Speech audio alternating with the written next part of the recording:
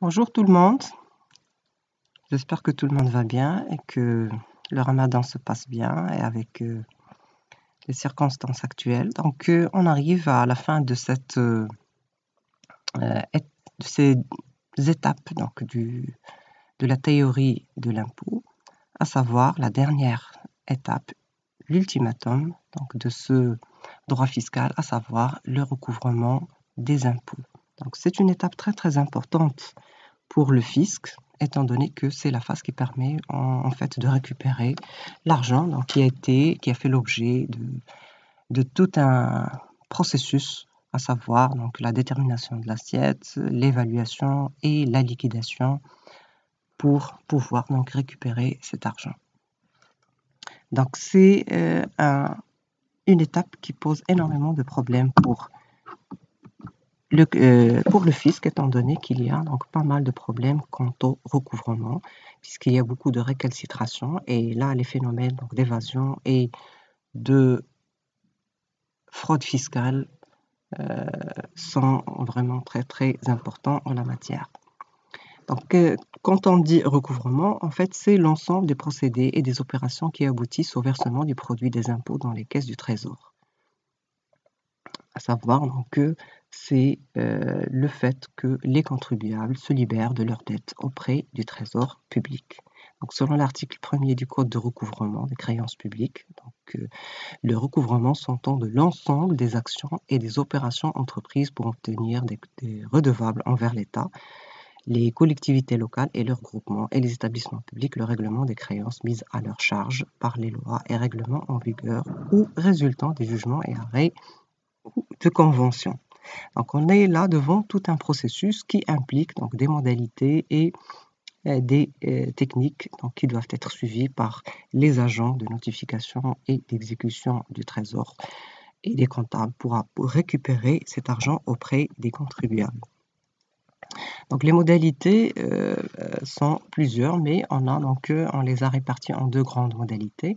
C'est lié à la date du paiement ou au temps, et c'est lié aux formalités de paiement. Donc, pour ce qui est des modalités qui sont liées à la date du paiement, donc, il y a les droits au comptant, c'est-à-dire ce sont les impôts et les taxes qu'on paye sur place. Donc, ceci est fait lorsque l'impôt est encaissé au moment précis du fait générateur. C'est le cas des impôts indirects, comme les droits d'enregistrement. Une fois qu'on a acheté quelque chose, donc un produit mobilier ou immobilier, donc au moment de l'enregistrement, on doit payer des droits d'enregistrement, c'est-à-dire que le fait générateur est suivi immédiatement du paiement. De même, c'est la même chose pour les droits de timbre. Donc, une fois qu'on demande ou là qu'on veut attester un document donc par l'administration, donc on paye des timbres. Donc, ce qui fait que c'est immédiat. Pour ce qui est des droits constatés, ça c'est plutôt le contraire, c'est-à-dire qu'il n'y a pas d'immédiateté, mais plutôt un laps de temps assez large entre le fait générateur et le paiement de l'impôt. Selon cette technique, le recouvrement implique l'introduction de certains délais pour couvrir l'impôt. Ce qui fait que l'impôt, en général dû pour les revenus de l'année telle, ne sont exigibles que l'année suivante. Ceux de 2019 ne sont payés qu'en 2020. C'est la règle générale. Mais le législateur peut prévoir des acomptes, en général pour l'IS, pour l'impôt sur les sociétés. Pour soulager donc, les caisses des sociétés, l'État répartit la charge fiscale en 4 acomptes prévisionnels, c'est-à-dire que la société paie pour chaque trimestre une somme d'argent jusqu'à l'arrivée du calcul final de l'impôt et de la connaissance de la réalité du montant à payer pour payer donc, le reste ou ce qui reste en général du montant à payer. Donc c'est un paiement en fait qui est spontané par les contribuables qui font leur propre déclaration et c'est une technique qui s'applique aux impôts déclaratifs tels que l'IS par exemple ou l'IR professionnel où les contribuables font leur déclaration, calculent leur résultat fiscal et payent l'impôt donc spontanément. Donc, étant donné qu'il est question d'un exercice budgétaire, c'est-à-dire que pour connaître le chiffre d'affaires, donc il faut une année et c'est pour cela que le fait générateur s'étale sur toute cette année ou toutes les opérations qui sont effectuées par la société ne peuvent nous donner donc, le résultat du chiffre d'affaires qu'après une année. Et c'est pour cela qu'on parle du droit constaté, c'est-à-dire qu'on les constate le long d'un exercice budgétaire. Donc ça pour la formalité. Donc l'IS, pour l'IS, le contribuable calcule son résultat fiscal et liquide son impôt et procède ensuite au versement du montant dû au receveur de l'administration fiscale avant l'expiration du délai et compte tenu des acomptes bien sûr qu'il aura payé par exemple en cours d'année. Donc soit il va rajouter quelque chose, soit il va rien rajouter quand si c'est moins. Donc pour la TVA, le redevable de la TVA, c'est-à-dire le collecteur de l'impôt, versera le montant dû de la TVA en même temps que sa déclaration du chiffre d'affaires, donc c'est-à-dire c'est en général dans un délai d'une année ou d'un délai donc déterminé par la loi. Pour ce qui est des modalités qui sont liées aux formalités de paiement, donc on a le recouvrement par voie de rôle et le recouvrement par retenue à la source. Donc le recouvrement par voie de rôle implique que l'impôt se paie après établissement d'un acte administratif qu'on appelle rôle administratif. Donc, le rôle administratif, on en a déjà parlé. C'est une liste qui est établie par l'administration et qui fait référence à l'ensemble des informations concernant un contribuable déterminé. Donc, par exemple, si pour la taxe d'habitation, son adresse, la valeur locative et le montant de l'impôt et bien sûr donc, les informations concernant le dit contribuable. Donc ce rôle administratif est un titre revêtant une force exécutoire, c'est-à-dire que ça devient obligatoire une fois qu'il est établi et qui fixe pour chaque contribuable la matière imposable, le taux, l'impôt net, le nom, le montant et les délais de paiement. Autrement dit, donc, toutes les informations concernant la base imposable et le contribuable. Donc, en vertu de ce titre exécutoire que le comptable prend en charge, le recouvrement, c'est en vertu de ce titre que le comptable prend en charge le recouvrement, c'est-à-dire il inscrit dans le cadre de ses livres de bord et entame la procédure de recouvrement. Et il doit prendre bien sûr toutes les mesures nécessaires pour encaisser l'impôt. Là, l'État ou la loi donc, implique ou exige du contribuable de faire toutes les diligences possibles pour arriver à récupérer cette dette fiscale. Donc, ce rôle exécutoire à l'encontre des contribuables, il est également exécutable à l'encontre de leurs représentants et à l'encontre des héritiers dans le cas du décès du contribuable. C'est-à-dire que tous les ayants droit donc, sont concernés par cette dette fiscale. Cette formalité s'applique à certaines taxes telles que la taxe professionnelle, la taxe d'habitation, la taxe sur les services communaux ainsi que l'IR pour les revenus professionnels et locatifs. Quant à le recouvrement par voie de retenue à la source, c'est un tiers qui se charge en général de collecter l'impôt et de le transférer au trésor public, c'est-à-dire qu'il y a stoppage du montant de l'impôt à sa source, même avant la perception du revenu par le contribuable. Par exemple, pour le salarié, l'employeur paye le trésor avant de payer le reste au salarié.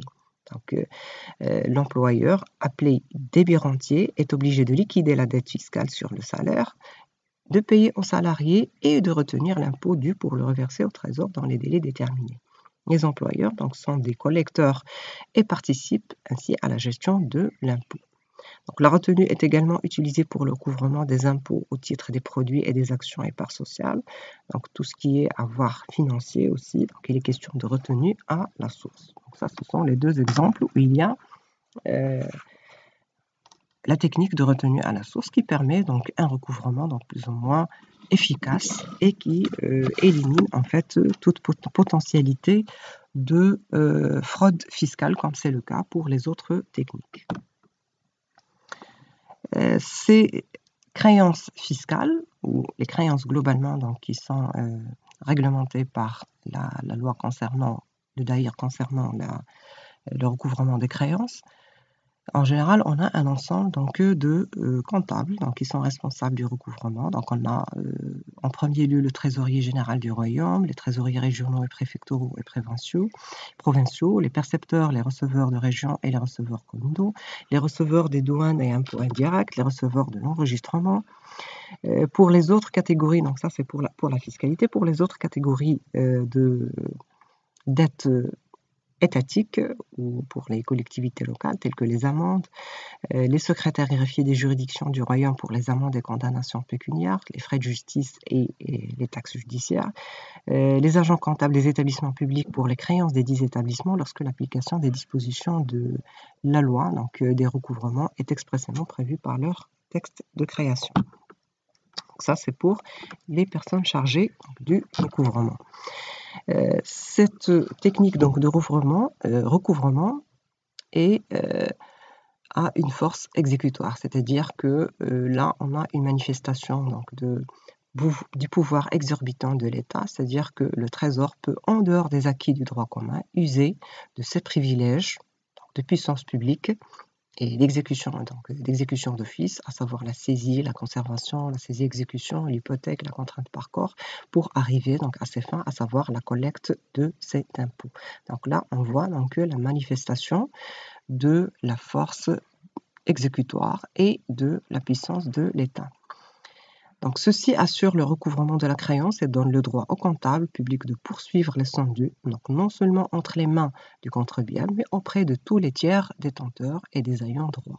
Donc, ce qui fait que la dette donc, fiscale implique donc, le recours à des techniques exorbitantes, à des procédures exorbitantes pour l'État et le fait de rechercher cette dette même auprès des ayants droit ou des tiers détenteurs.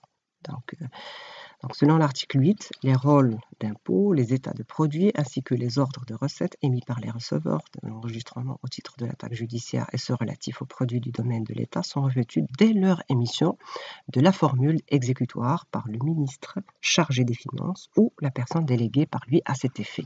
Donc là, on est devant une obligation. Donc ça, c'est, on retrouve le caractère obligatoire de l'impôt qu'on a vu dans le cadre des caractéristiques de l'impôt. Donc une fois qu'il est légal, donc qu'il répond donc, aux lois, donc il devient obligatoire et l'État a le droit donc de recourir à la force pour récupérer cette dette fiscale.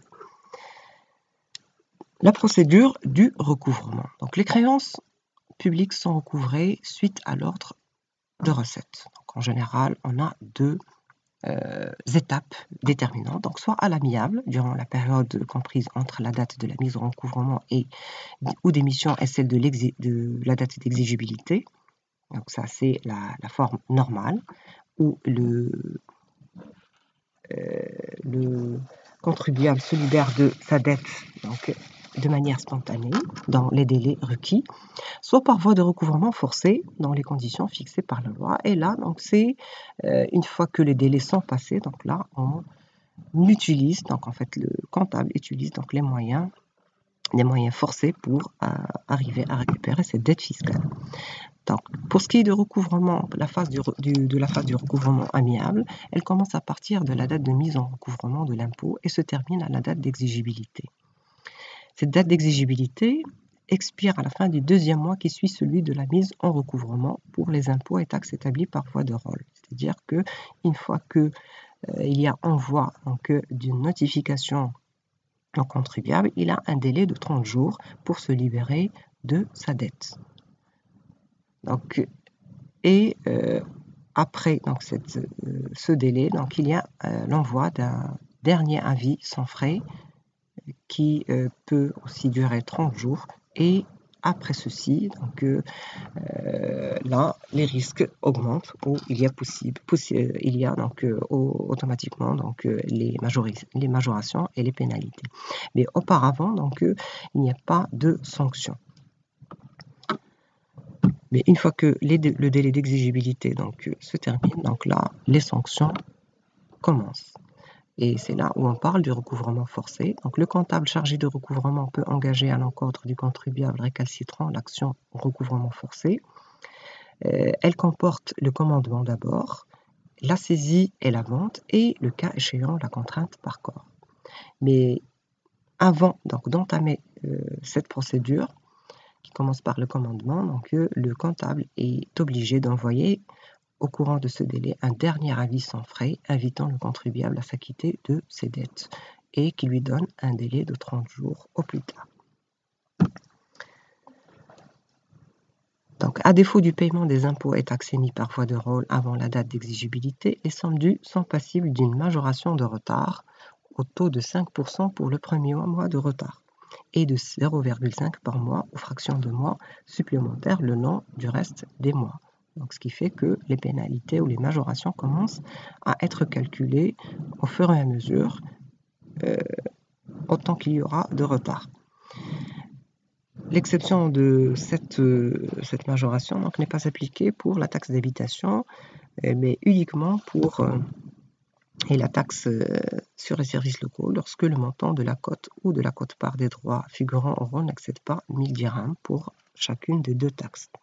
Mais sinon, pour le reste, c'est la majoration. Donc, lorsque les versements prévus au titre d'impôts et taxes sont effectués spontanément sur déclaration, mais en dehors des délais prescrits, les redevables doivent acquitter en même temps que les sommes dues une pénalité de 10% pour le retard qu'ils auraient effectué. Toutefois, en matière de taxe sur la valeur ajoutée, il est appliqué sur le montant de la taxe due en plus de la pénalité de 10% dont on vient de parler, une majoration de 15% pour dépôt de déclaration hors délai, c'est-à-dire pour le retard. Et il est appliqué en outre des majorations de 5% pour le premier mois, donc comme pour les autres impôts, et 0,5 par mois ou par fraction de mois supplémentaires écoulés entre la date d'exigibilité et la date du paiement de l'impôt. Bien sûr, il y a un plafonnement pour chaque catégorie d'impôt. Alors là, on va donc déterminer les étapes, parler des étapes du recouvrement forcé. Donc le recouvrement forcé ne peut être engagé qu'après l'envoi d'un dernier avis sans frais redevables. Donc les actions sont engagées dans l'ordre ci-après. On commence par le commandement, après c'est la saisie et la vente aux enchères bien sûr. Et potentiellement, donc, il peut être fait recours à la contrainte par corps pour le recouvrement des impôts et taxes et autres créances publiques dans les conditions prévues par l'article 76 à 83 de la loi sur le recouvrement des créances publiques 1597. Donc, mais la contrainte par corps, en fait, reste une menace, c'est-à-dire que, en général, c'est une étape à laquelle on ne recourt que très, très rarement, sinon, donc, pas du tout, dans le sens où elle reste une menace pour obliger le contribuable à se libérer de sa dette, puisque l'objectif recherché par le Trésor n'est pas de sanctionner ni de priver de liberté les contribuables, mais uniquement de les amener à s'acquitter de leurs dettes. Alors, quand on parle de commandement, donc, tel que prévu par l'article 40 à 43 du Code de recouvrement, c'est un acte par lequel le contribuable est invité à s'acquitter de ses dettes sous peine d'y être contraint par toutes les voies de droit. C'est-à-dire, comme le terme l'explique, le commandement, c'est-à-dire c'est un ordre de payer, c'est une mise en demeure de s'acquitter de sa dette. Sinon, il y a le recours à d'autres moyens plus corsés pour obliger le contribuable à se libérer de sa dette. Donc, il est notifié au contribuable dans le cadre de cette lettre qu'on appelle commandement qu'à l'expiration d'un délai de 30 jours, à compter de la date d'exigibilité au moins 20 jours après l'envoi du dernier avis sans frais, en cas de refus par le contribuable de recevoir le commandement, celui-ci est considéré comme notifié le 8e jour qui suit la date du refus. Donc, même s'il refuse de prendre cette lettre de commandement, donc il est considéré comme étant accepté après le 8e jour.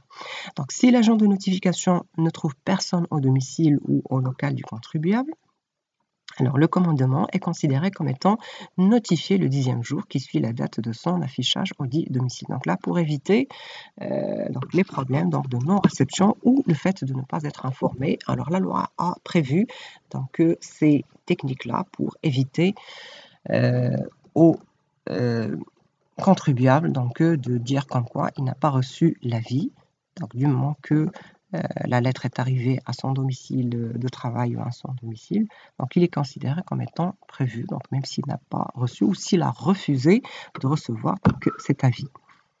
Donc une fois que le délai du commandement est terminée, donc si le contribuable ne s'est pas libéré de ses dettes dans un délai de 30 jours, à compter de la notification du commandement, le percepteur peut procéder en exécution de l'autorisation décernée par son chef d'administration à la saisie des biens et effets mobiliers avec les particularités suivantes. C'est-à-dire qu'il y a une procédure de saisie des valeurs mobilières. Donc là, il n'est pas question donc, de recours à l'immobilier. Donc ça, c'est une autre procédure et qui n'est pas nécessaire donc, au début.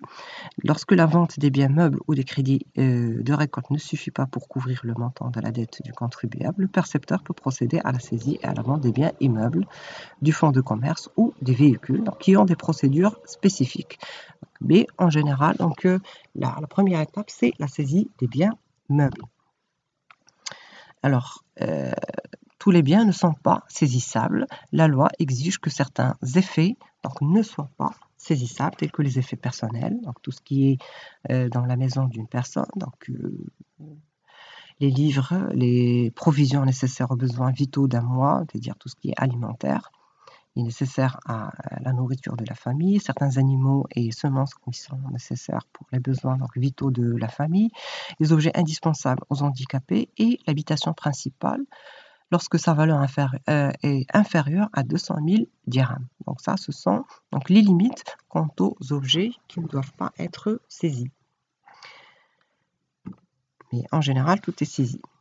Alors pour ce qui est de la procédure de saisie, donc, il y a d'abord la description donc, des biens saisis. Donc l'agent de notification et de saisie doit décrire tous les objets qui vont être saisis.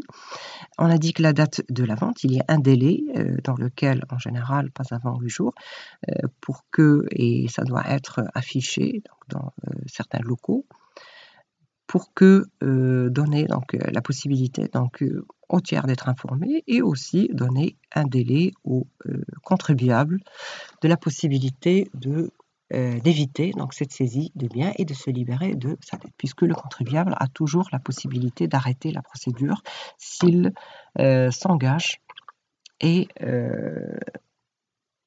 promet, donc bien sûr en donnant des garanties, de payer sa dette et de payer donc au moins la moitié de sa dette. Et finalement, la désignation du gardien donc de ces objets qui font l'objet d'une saisie conservatoire.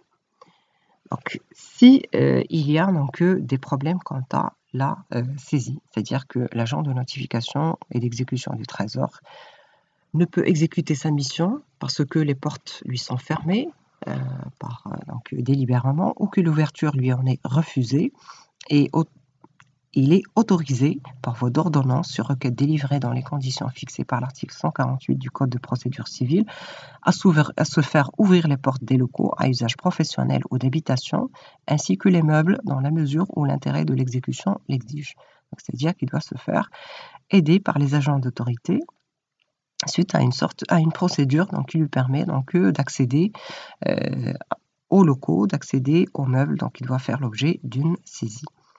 Donc il peut demander à cet effet l'assistance de l'autorité administrative locale et l'ouverture des portes et la saisie sont constatées en un seul procès verbal dressé et signé par l'agent de notification et d'exécution du trésor et contresigné le cas échéant par l'autorité compétente ayant prêté assistance, donc en cas de refus ou de récalcitration du contribuable. Alors donc, lorsque le contribuable chargé du recouvrement est informé d'un commencement d'enlèvement furtif de meubles ou de fruits ou qu'il y a lieu de craindre la disparition du gage du trésor, c'est-à-dire que le contribuable essaie de faire disparaître l'objet de saisie, donc, qui feront l'objet de saisie, il doit, s'il y a déjà eu commandement, faire procéder immédiatement et sans autre ordre ni autorisation à la saisie exécution ou à la saisie brandant par un agent de notification et d'exécution du trésor. C'est-à-dire qu'il doit saisir les objets donc, sans passer par la procédure dont on a déjà parlé, à savoir donc, déterminer les objets et déterminer un gardien et déterminer la date de saisie. C'est-à-dire que là, il est question de faire en urgence pour la saisie conservatoire. Donc, s'il n'y a pas eu commandement, et par dérogation à l'article 36 du Code de recouvrement, le comptable chargé du recouvrement va procéder immédiatement, sans autre formalité, en vertu d'un extrait du rôle signé par lui, à la saisie conservatoire. Donc, c'est-à-dire qu'il va saisir les objets même s'il n'y a pas eu commandement, s'il est averti que l'objet de la saisie va disparaître. Dans ce cas, l'agent du Trésor énonce dans le procès-verbal les meubles et objets saisis, en attendant la vente aux enchères. Donc, en cas de disparition ou de départ de redevable, sans indication de nouvelle adresse et en l'absence de biens à saisir, il est procédé à l'établissement d'un procès-verbal de perquisition par le comptable chargé de recouvrement ou son représentant en présence de l'autorité administrative locale, le cas échéant. C'est-à-dire que là, on essaie donc par tous les moyens d'essayer de récupérer au moins une somme de cette dette fiscale. Mais si au cours de la saisie, le redevable demande à se libérer de sa dette, c'est-à-dire à n'importe quelle étape de cette saisie, donc que ce soit à la première étape ou au moment où on fixe la date, la saisie est interrompue par le versement séance tenante de la totalité des sommes dues, y compris le coût de la saisie engagée, liquidé au taux réduit prévu à l'article 91 du Code de recouvrement. Donc, c'est-à-dire que si le contribuable veut se libérer de sa dette immédiatement, donc la saisie s'arrête automatiquement, puisque l'objectif c'est le paiement et non pas vraiment la saisie. Alors, en cas d'insolvabilité de redevable, donc là, bien sûr, tous les contribuables ne sont pas solvables, c'est-à-dire qu'ils n'ont pas de fonds. Alors, si l'insolvabilité est constatée, c'est-à-dire qu'on a fait toutes les recherches possibles et que le contribuable est bel et bien insolvable, c'est-à-dire il n'a rien à saisir pour payer cet impôt. Donc, l'insolvabilité doit être constatée par un procès-verbal de carence tel que prévu à l'article 56 du Code de recouvrement pour les redevables initialement réputés solvables et contre lesquels une saisie s'est révélée infructueuse. Soit par un certificat d'indigence, qui est établi en général par l'autorité administrative locale pour les redevables dont l'insolvabilité est notoire. Donc, et c'est là où on dépasse cette étape de saisie puisqu'il n'y a rien à saisir et qu'on annule en général cette dette. Alors, la vente des biens saisis, qui sont prévus par l'article 58 à 65 du Code de recouvrement, en général, pour ce qui est des conditions de la vente doit être autorisée par le chef d'administration fiscale, dont relève le comptable chargé de recouvrement. La vente est faite en présence de l'autorité administrative ou de son représentant. Et la vente des meubles et effet saisie a lieu en moins 8 jours à compter de la date de la saisie. Donc, comme ça, le contribuable a la possibilité de réagir et aussi il y a un avis qui peut être vu par les tiers potentiellement intéressés par les objets à vendre. Donc, la vente a lieu aux enchères publiques avec publicité de lieu et de la date. Lorsque la nature de l'objet saisi l'exige, il peut être procédé après accord du redevable à l'expertise du dit objet en vue de l'estimation de sa valeur, conformément au Code de procédure civile. Quand il s'agit d'un objet de valeur, en général, on peut recourir à l'expertise pour avoir la valeur réelle. L'obligation de la présence de l'autorité administrative à la vente. Donc, une fois que la vente des objets saisis est faite en présence de l'autorité administrative locale ou de son représentant, soit par le comptable chargé du recouvrement ou pour son compte, par un agent de notification et d'exécution de trésor, soit par des agents des secrétariats greffe ou des huissiers de justice à la demande du dit comptable. Donc, tout ce bornant doit être présent pour signer le procès verbal de la dite vente. La dérogation de la vente, c'est la vente par le débiteur saisi, c'est-à-dire au lieu que ce soit les agents de notification avec l'autorité locale qui s'assurent de la vente aux enchères, donc ce sera le vendeur, plutôt le contribuable qui va se charger de la vente de ces biens. Donc, le débiteur saisi peut, sur sa demande et après autorisation du chef de l'administration dont relève le comptable chargé du recouvrement, procéder lui-même à la vente des biens saisis. Pour ce faire, il dispose d'un délai de 30 jours à partir de l'autorisation qui lui est accordée. Lorsqu'il s'avère qu'il y a sous-estimation manifeste du prix des biens mis en vente, de nature à compromettre le recouvrement des sommes dues, l'agent de notification et d'exécution du trésor suspend la vente et en réfère au comptable chargé de recouvrement. C'est-à-dire que s'il y a potentialité de fraude et que le débiteur essaye de sous-estimer la valeur réelle pour ne pas payer la totalité de la somme de la dette. Dans ce cas-ci, le comptable peut arrêter à tout moment donc cette vente exécutée par le dit débiteur. Donc, il est défendu au comptable chargé de recouvrement et aux autres agents visés aux articles 30 et 34, que ce soit les agents de notification, d'exécution, de recouvrement ou que ce soit les agents d'autorité, de s'adjuger ou de faire adjuger l'un des objets mis en vente à leur diligence. Ils doivent en aucune manière acheter ou bénéficier de ces objets, donc qui font l'objet d'une saisie et dont ils sont chargés de surveiller l'exécution.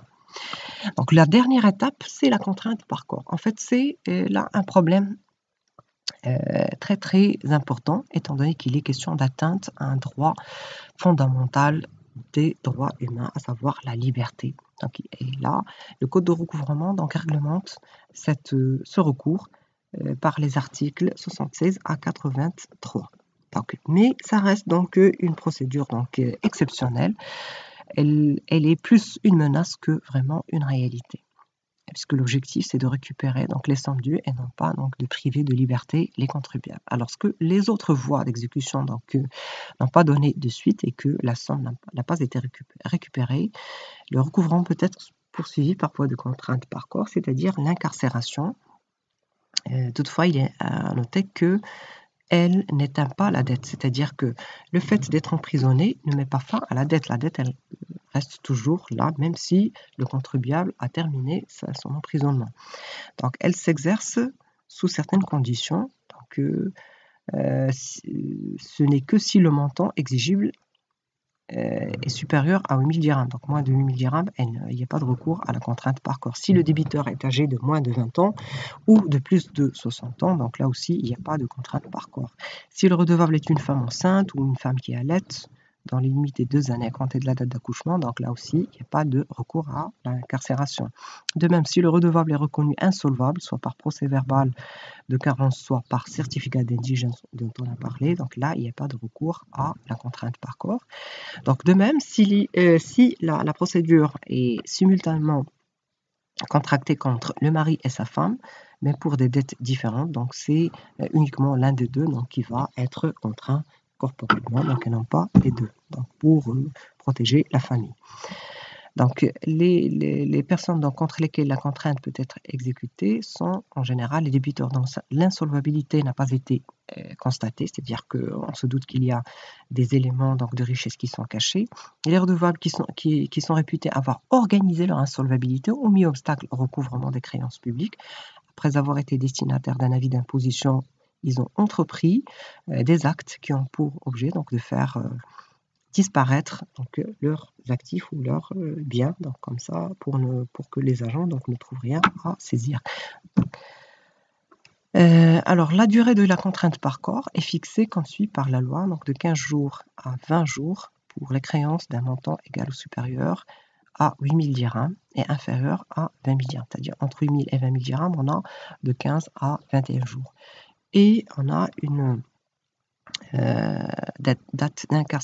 délai d'incarcération de 1 à 2 mois pour la créance entre 20 000 et 50 000 dirhams et de 3 à 5 mois pour les créances d'un montant supérieur ou à 50 000 dirhams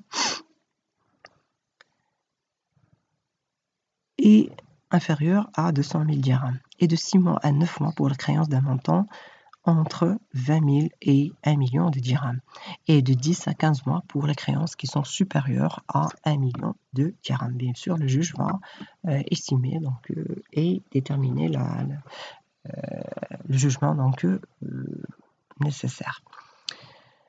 Alors, pour ce qui est de la procédure, la contrainte par corps est exercée après une requête désignant nommément donc, le débiteur. Cette requête dûment visée par le chef de l'administration dont relève le comptable chargé du recouvrement ou la personne déléguée par lui à cet effet est adressée par le dit comptable au tribunal de la première instance.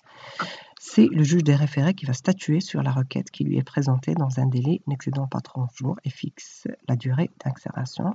Ça montre en fait que c'est une procédure donc, très rapide et qui permet donc de faire de manière très très rapide et permettre la contrainte par corps pour que le contribuable donc, ne disparaisse pas et que sa matière imposable ne disparaisse pas. Donc la contrainte par corps est immédiatement applicable et les mises à exécution dès réception de la décision fixant la durée d'incarcération par le procureur du roi auprès de la juridiction compétente.